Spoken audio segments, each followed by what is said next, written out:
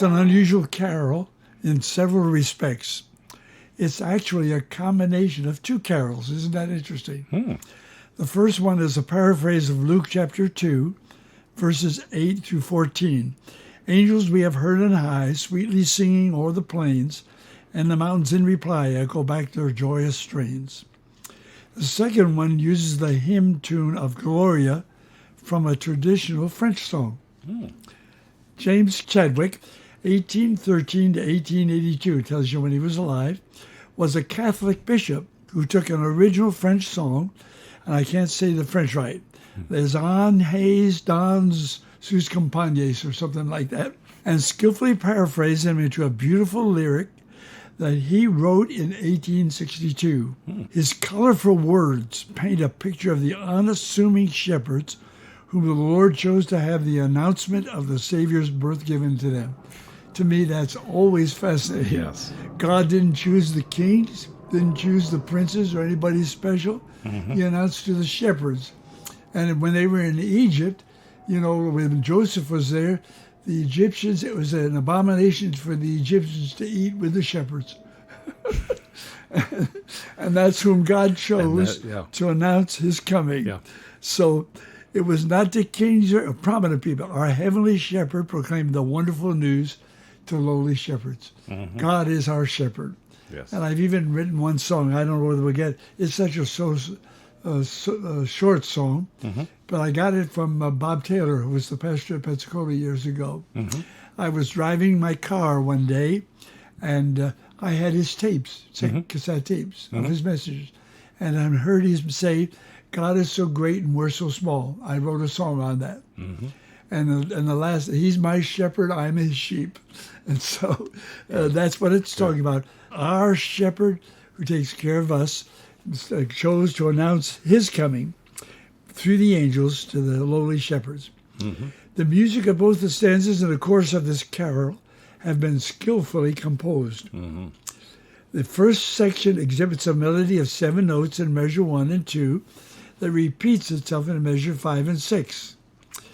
This matches the parallelism that Chadwick utilized for the first 2 lines of all the stanzas.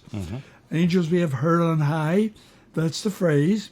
And then a Hebrew parallelism is where you have a statement and then either a continuation or a contradiction, an opposite. In this case, it's a continuation. Angels we have heard on high, sweetly singing over the plains is a continuation. Then, and the mountains reply, echo back their joyous strains. So both continuations of that. So that's the parallelism that Chadwick utilized for the words. The second phrase in measures 3 and 4, again in measures 7 and 8, is always a continuation of the first one. The repetition with 2 small changes in the melodic bass in measures 7 and 8 reinforces the strength of the lyrics. Like if the first time it's dum dum dum dum dum dum bum, second time dum dum dum dum dum dum dum dum. So he changed it deliberately to keep it interesting, which is very interesting. It reinforces the strength of the lyrics, and it goes back to joyous strains. All right, the melismatic writing, I get that word right. And all 4 voices in the chorus exhibits a knowledge of counterpoint that paint the glory of the word Gloria in a manner that only great composers have ever mastered. So melismatic, let's talk about that a little bit. Okay, go ahead. Well, what is melismatic or melisma? Is that... Well, you get more than, you get a whole group of notes or just several notes on one with one slur over it on one syllable. One syllable. So like, when... Read out finally. Yeah. So that's the melismatic. I'm going to talk about it in this one, but that's what a melismatic thing is. Excellent. And it's difficult to write those. Yes. Especially the way this one is written. And I don't... There's been some debate as to who actually did that. I think I have that somewhere. We'll talk about that in a second. Yeah. Good. Okay. Some people believe that a man named Edward Shippen Barnes, he was a well-known organist for many years and was the one who did the contrapuntal arranging, whether he did or not. However, most hymn books only say that it was the traditional French carol. So you can take it either way. But either way, it is a melisma, and it goes a long time. And then we want to talk about that because this is where we need to spend the most time. We talk about how, though, even the stanzas were written skillfully because each measure centers around the F major triad all the way through. Isn't that interesting? You look at every line, the soprano, tam, tam, tam, ta, da, da, da, da, da, da, da. Look at the alto, da, da, da, da, da, da, da, da, da, da, da, da. Just centers around the F. The tenor, da, da, da, da, da, da, da, centers around the C. And then the bass, da, da, da, da, da, da, da, da, da, da, da, da, da, da. So it all centers around that one chord, and that's all the way for the whole stanza. So that makes your first carol, and it's all done that way. The bass keeps changing, but still, it's all around the F major chord.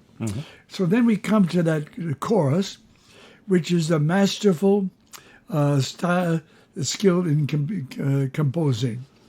And we want to talk about that. Each voice in measures 9 through 12 has its own individual melody and rhythm, so there are simultaneously 4 separate melodies that combine to generate a unified whole for the one word they are portraying. Here they are with just one word, and you've got 4 separate melodies going. The music measures 9 through 12 and measure 15 through 8 does the task masterfully and is probably the only medium that could accomplish what has been done here. I don't know how else you could do it with the word Gloria and make it any stronger. And I put down, as a music theorist who analyzes another composer's work, I do see a pattern that holds the contrapuntal music together for the word Gloria. Now, we want to talk about that. But let me go through it first, all right? Because here we look at the soprano. Dum, that's a half note. Da-da-da-da-da, if you're looking at it. And then da-da-da-da-da, da-da-da-da-da, da-da. Now, the alto, while that's happening, goes dum, dum, da-da-da. And it crosses over the first note into the next measure. And it goes 4, 1, 2, 3, 4 and 1, 2, 3, 4 and 1. 2. So it's a completely different rhythm on different notes. At the same time, so that, by the way, that's called it's hymiola. Would you like to explain hymiola? It started out as a 2 against 3 type of rhythm, but also the idea of a change of feel or a change of meter, but without the time signature actually changing. Right. That's the whole idea. It changes the meter. But it's within the other meter. And that's what the alto just did. Now, the tenor is even more interesting. It starts to have this da, da, da, da. So it's crossing over measures too, but it doesn't, it just makes it go right across on both, and it has a complete rhythm of its own and complete notes of it. So it's on its own, da, da,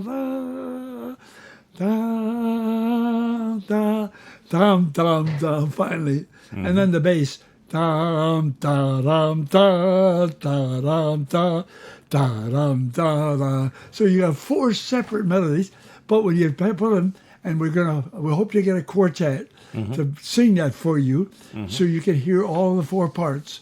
And it would be good if you have your choir or whatever group you're working with sing this, have them every part, take the sopranos, make them sing all the 4 parts. Take the altos, make them sing the other 3.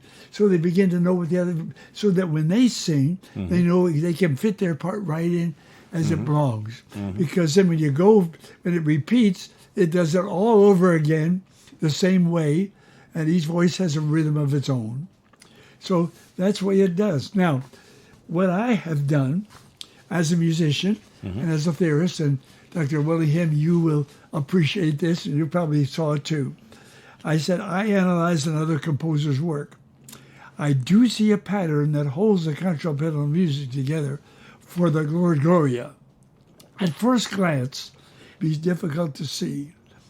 to grasp, but it is there. In measure 9, the first note D, the eighth note in the soprano, 4 eighth notes, the soprano, on the third count of measure are an interval as a sixth above the F in the alto. Ah.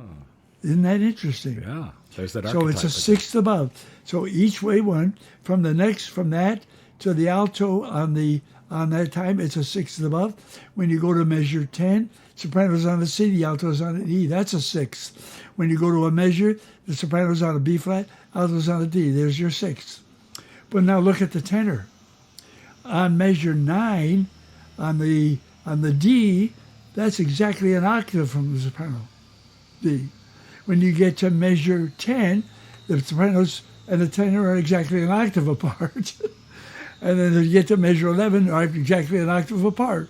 So the whole thing is moving down in parallels, sixth and octave. And then the bass, dum, da, on the D with a soprano, da, and on the C with a soprano, 2 octaves apart, and on the B flat in measure 11, measure 11, 2 octaves apart. So it's all coordinated. It looks like it's complicated when you first look at it. You say, well, how did he work that out? That's the way he did it, and made it work. So that each part, even though it's coming up about a parallel, it's got enough stuff in between that there are no parallels really written in it. Perfect writing. Yes. Now that took a genius to do that. Yes.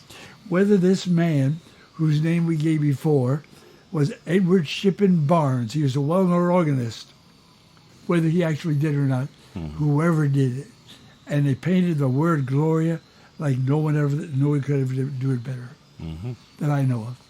I don't think Bach could have done it any better than that. I'd like to try.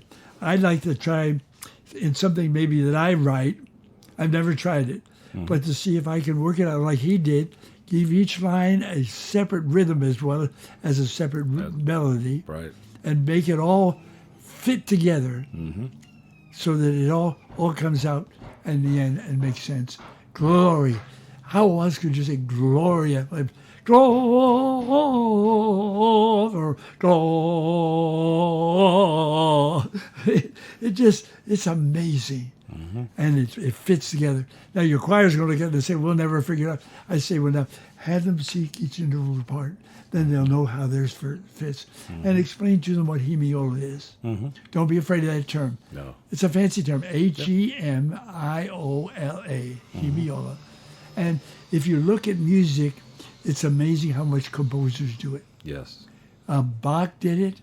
You go to Mendelssohn did it. Handel did it. Tchaikovsky did it. They all use hymniolas. And the Brahms, in his German Requiem, even had a stretto, where it's one count right after another, and that's another form of hymniola.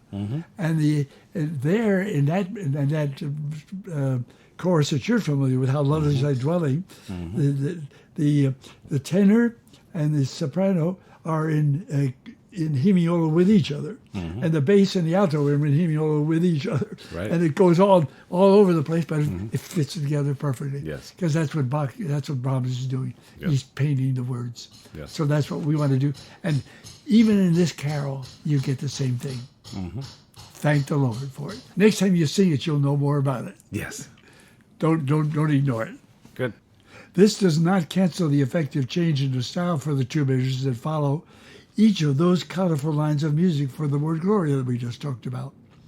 The stately manner of the music in measures 13 and 14, repeated with variation in measures 19 through 21 for an excelsis Deo. Some people say excelsis Deo.